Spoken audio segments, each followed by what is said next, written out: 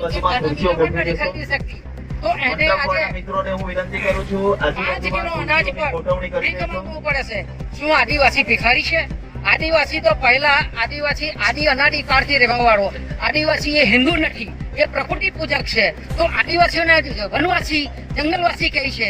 એનું કારણ શું? તો આદિવાસીને ડર પેદા કરી જંગલમાંથી ભગાવી એને રોડ પર લાવવાની વાત છે. ઓળખાણ ખતમ કરવા. અને ઓળખાણ ખતમ કરવા માંગે છે. તો આદિવાસી આજે નહીં તો નહીં, એ પ્રકૃતિ પૂજક છે.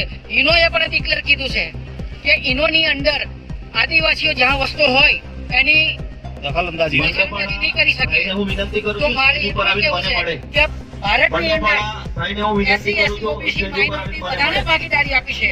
તો અમારી SC, ST, OBC માઇનોરિટીની સંવિધાનિક ભાગીદારી મળે અમે એ ચાહીએ છીએ. અને ભારતમાંથી મિનિમમ જાતિવાદ ખતમ થાય, અંધશ્રદ્ધા ખતમ થાય, કુરિવાજ ખતમ થાય એની અમે માંગ કરીએ છીએ. અને જેઠરભાઈના જે સંવિધાનિક લડાઈ લડે છે એના માટે અમે આવ્યા છે.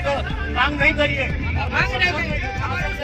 સંવિધાનિક લડાઈ રાજકીય સાઈડે હજુ પણ કાર્યો માર્કેટ કરવામાં આવે છે. તો ભાઈને હું વિનંતી કરું છું, અમારું રોડની પેલીબારી જોઈને અમે ગાડીઓ શાસન માર્કેટ લઈશું. કરશો. ભારતનું શાસન અમારું હશે. ગાડીઓ હજુ પણ આ શાસન ગાડીઓમાં માર્કેટ કરવામાં આવે છે. તો હું વિનંતી કરું છું, આપણી તમામે તમામ